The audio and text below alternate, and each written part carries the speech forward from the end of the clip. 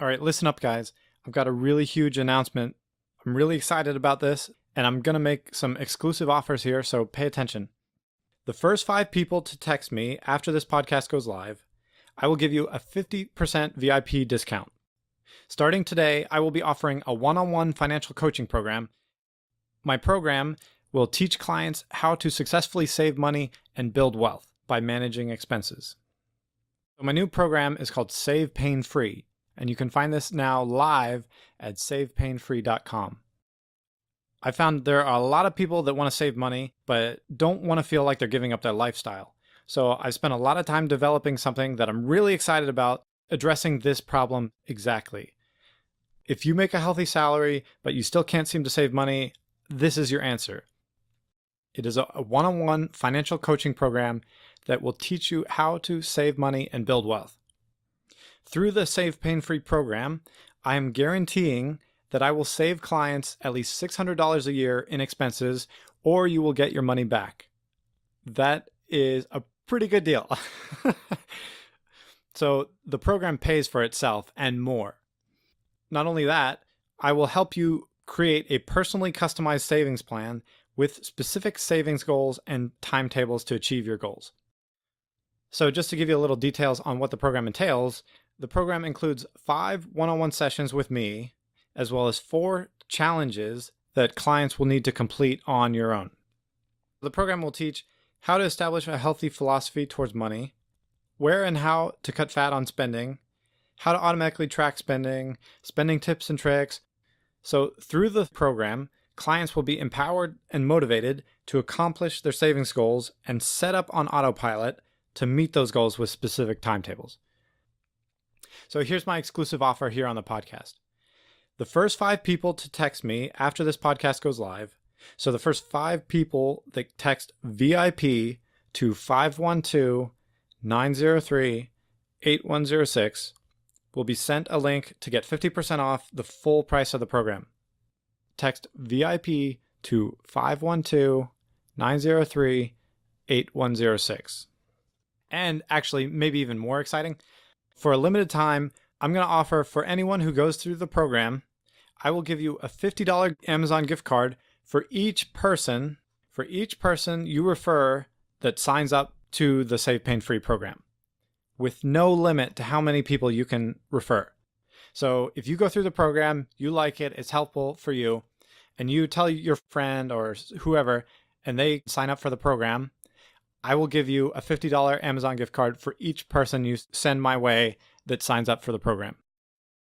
So go on over to savepainfree.com and check out the coaching program. I'm really excited about this, and I think it's going to help a ton of people who are in this situation.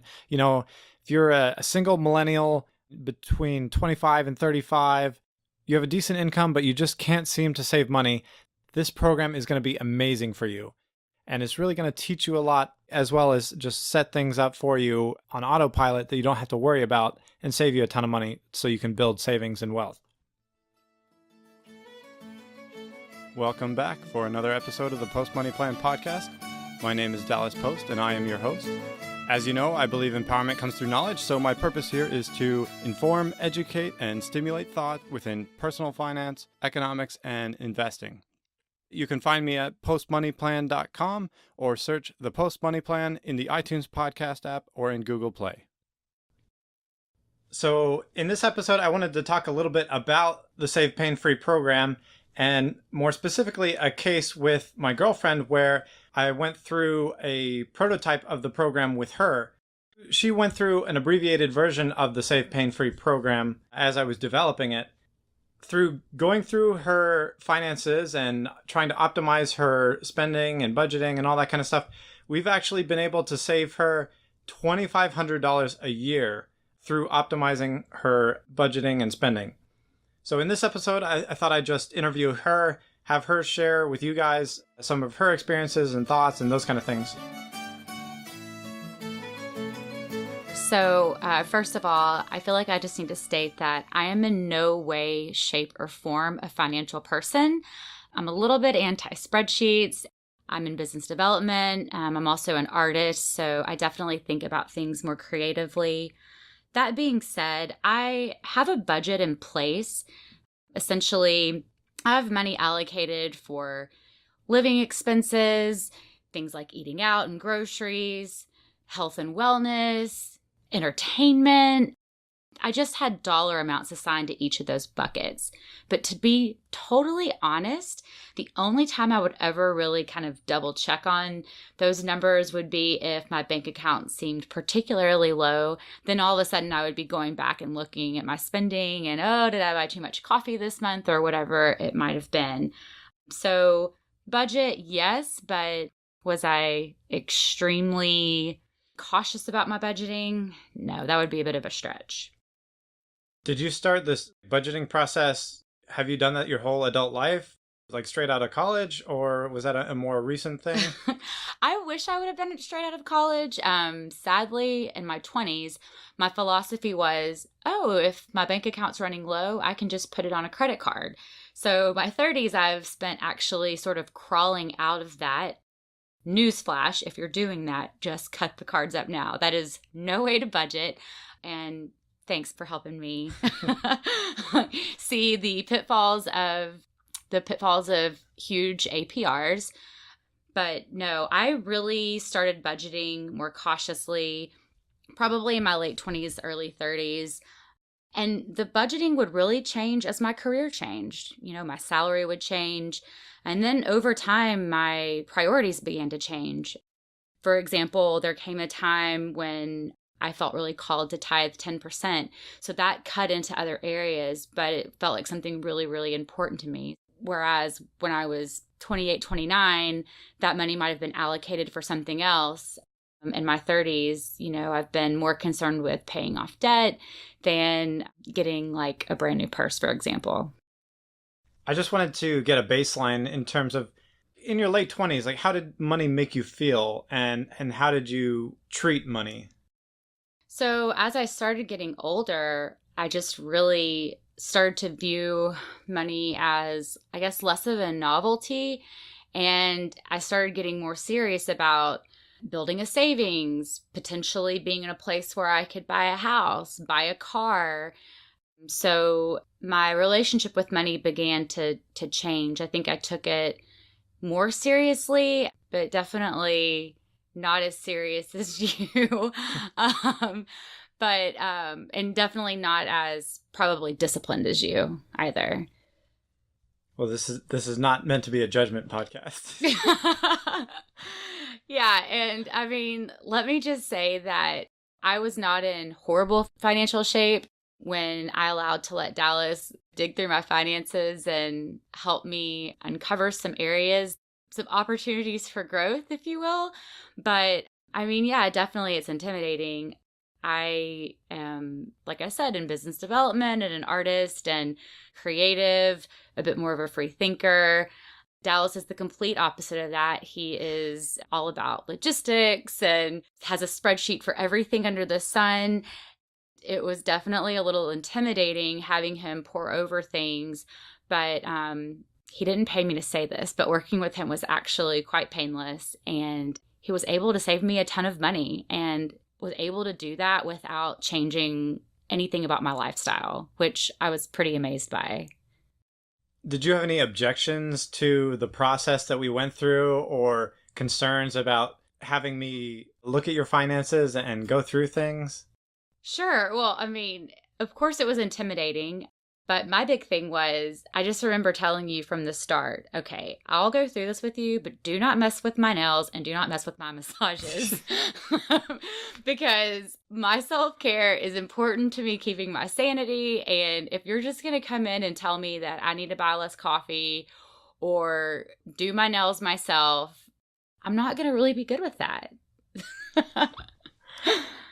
But the good news was that we were able to go through it and find ways that didn't really impact how you were able to live or the things that you were doing, and yet still were able to save you money anyway. Yeah, exactly. So it truly was a painless process.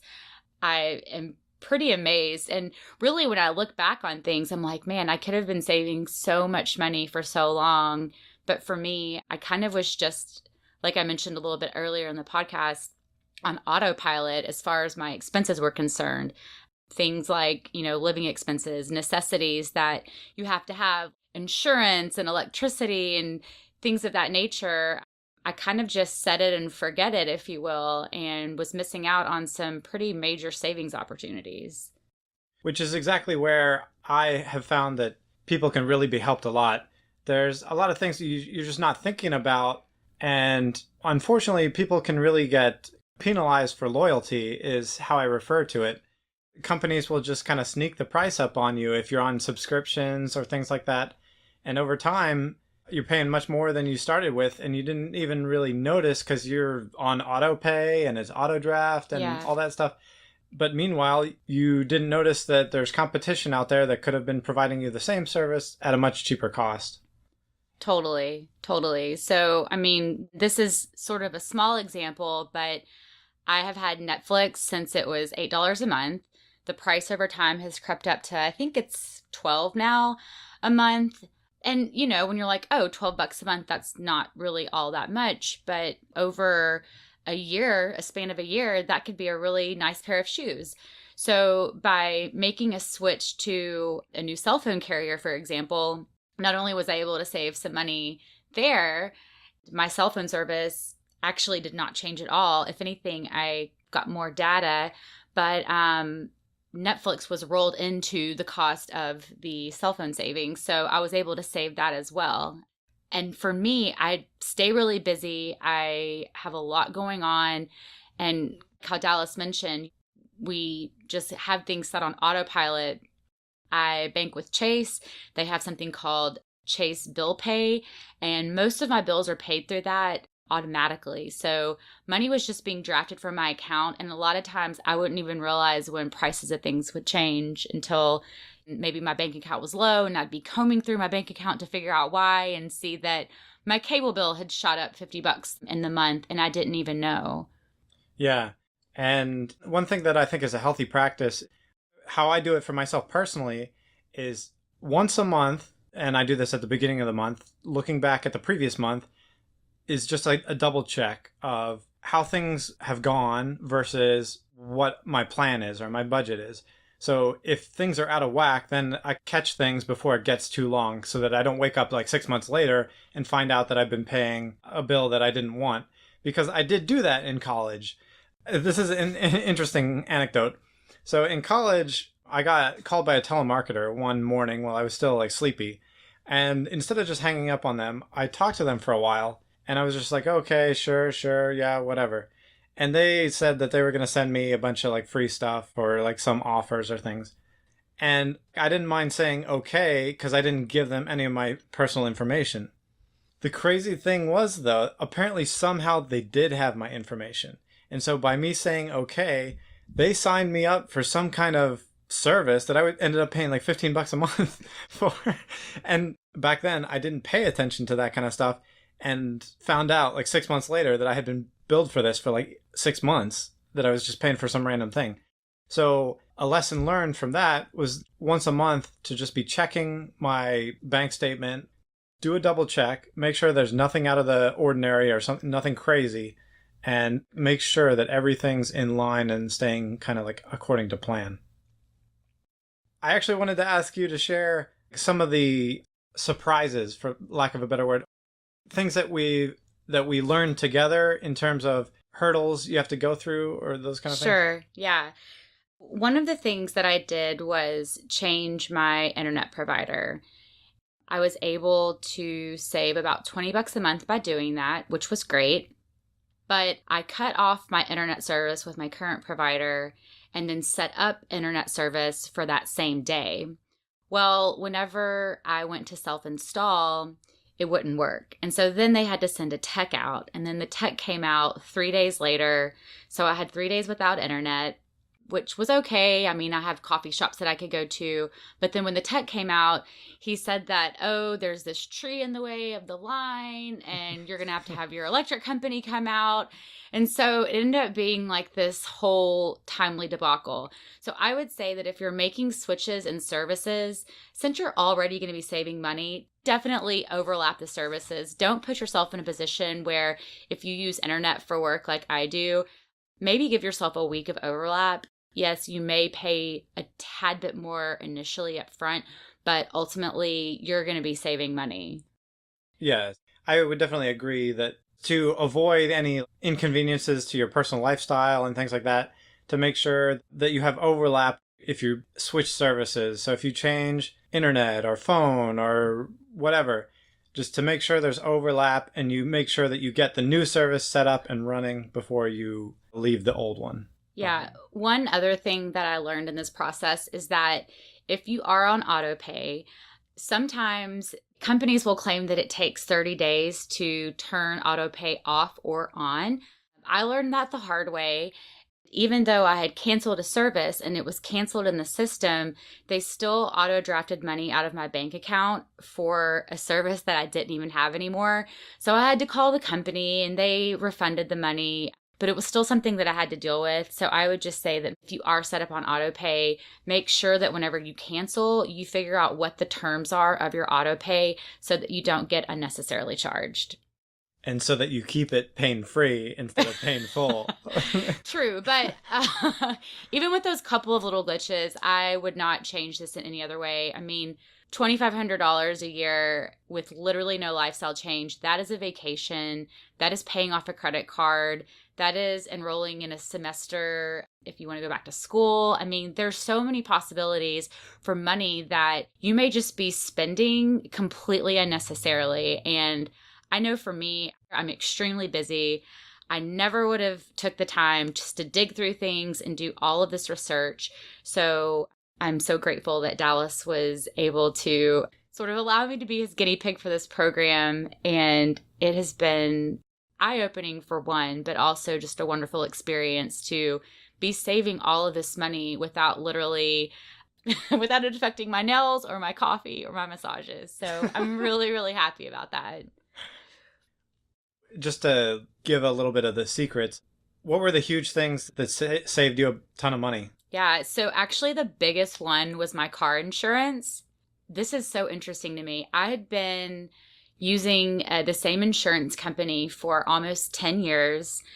And whenever I called them and told them that I wanted to cancel and told them what I was paying with the new company, the insurance agent told me, you should call us back in 6 months and we can probably match that premium. Isn't that crazy? Yeah, that irritates me so much because companies, they know what they're doing. Yeah. And they're not trying to just benefit you. And it wasn't like I went from using a really reputable insurance company to like some back home, like no one's ever heard of an insurance company. They're both reputable insurance companies, but I was able to save the biggest chunk of money by switching car insurance providers. So you were kind of alluding to this in your previous answer, but from the money that you're saving now, what are you hoping to do with that going forward? So I just mentioned that I have paid off a good amount of debt, and with that extra money, I have been able to really start building up my savings a lot more rapidly than I have in the past. But I also have a side business. I'm an artist, and I've been able to use some of that money to help grow that business by buying new supplies. And I'm also considering going back to school, and didn't really know where that money would come from. And now with the additional money that I have annually, I can apply it to school so that I don't have to go into more debt taking out student loans. So it's really helping me grow personally, and that feels really great. So I'm going to take this opportunity to just do my typical rant on consumer debt, which is that even though it feels like you're getting money that you don't have when you have a credit card, it ends up actually taking away from you in the long term, in that you are able to consume less than if you never borrowed the money in the first place. Because when you pay interest, you are paying money just on the money that you borrowed. So you're not even getting to consume that money that you're spending on interest. Versus if you never borrow the money in the first place, then you're not paying the interest, and then you're just consuming whatever you have in the first place. So the whole irony of credit cards and consumer debt is that in borrowing, you're able to consume less than if you never borrowed in the first place, which doesn't make a lot of intuitive sense because you don't think it should be that way, but it really is that way. So when you're able to pay down the credit cards and things like that, you actually end up giving your future self more than if you didn't. Yeah, so I would love to comment on that actually. I recently paid off a credit card. I can't recall exactly what the balance was. Maybe it was around $1,500, but I paid it in full, or so I thought. Actually, I think there was like maybe $17 left on the balance. And so when I got my next bill, I had the $17 that was due, but then the interest that was on that $1,500 was actually more than the $15 that was still due. And for me, that was just so eye-opening. This was a card that I had not even used in a couple of years, and it was kind of like the last of those bad decisions from my 20s and just getting that off my plate. But I guess I didn't realize just how high interest was. In fact, I called the credit card company because I thought there was a mistake, and they said, no, ma'am, that was the interest on that $1,500 that had accrued in 1 month. So literally in 1 month of not using that card, I can't remember what it was. I want to say it was like $27 or something like that. But that is crazy. Again, that could have been a fancy meal or half a tank of gas. It could have been so many things. So I literally was just wasting money away without getting anything in return for it. Yeah. I mean, credit card interest is just so high. And the horrible thing is that when you're just set up on autopilot, companies love autodraft and minimum payment. Okay, so my last question to you is just, do you have any advice for people who are thinking about getting some help with their savings and some advice from someone else? Sure. So I would say that if you're feeling fear about it, then you especially need to do it. And don't be paralyzed by that fear. I know that for me, there definitely have been times when I would get a bill in the mail and literally just let it sit on my countertop and not want to open it just out of fear of how high the electric bill might have been, for example, during a hot summer month. Just really facing that fear, staring it dead on, and overcoming it is super empowering. And Dallas is wonderful at digging through finances and finding areas where you can be saving money. It really, truly is a painless procedure, I promise. And he's so kind and warm about it. There's literally no judgment. He just has a heart that really wants to help people. So, if you have any questions or doubts, I would say at least just talk with them. If you're having some reservations about it, about paying for the course, just give them a call, reach out, take advantage of the free discovery meeting. I mean, that may even be enough for you to kind of get the ball rolling yourself. But I know that for me, again, just as a woman who has a ton on her plate, I personally would have never taken the time that he took to dig through everything and find all of this money. And y'all, $2,500 is a lot of money. Plus, he is agreeing that if he cannot save you $600 a year, that he will refund your money. And so literally it would be like getting the program for free. If you don't save more than what he's asking for it costing, then you don't even have to pay. So to me, there really is absolutely no risk to doing it. There is nothing but reward and money to be gained. So just do it. Yeah, thanks for that plug there. So, yeah, just to reiterate what you were just saying, I offer the first session of my program for free, the discovery session of where you just get to find out where you're at, hear more about the program and how it's going to run, and get a little bit of advice from me for free. So you can sign up for the first session of the course for free to get a little free taste before you sign up for the full program. And you can find that at savepainfree.com and schedule the free discovery session. I'm really excited about the coaching program, and I think it can benefit a lot of people who are single millennials that have a decent income but can't manage to save money and are trying to work it out and start to be smart about their money, but either are too busy to manage it themselves or don't have the knowledge to know what exactly they should do and want someone to hold their hand as they're going through it. And that's what I'm here for.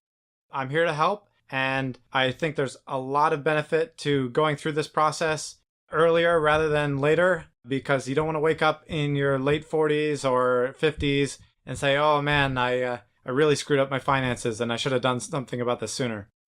So yeah, thanks, Sarah, for sharing with the audience. And I think you're a living testament to the benefits of taking a look at things and seeing where you can optimize and update on some of your finances. Yes. Well, thank you for having me, and thank you for making me your guinea pig for this program. But no, this is an authentic testimony. I really have been telling everyone about it because I'm so amazed at how much money I've been able to save. And I want that for everyone. Why spend money on things when you could be saving money for the exact same things you're using? Yeah. All right. So that wraps things up for this episode. Thanks for joining us, and catch us next time on another episode of the Post Money Plan podcast.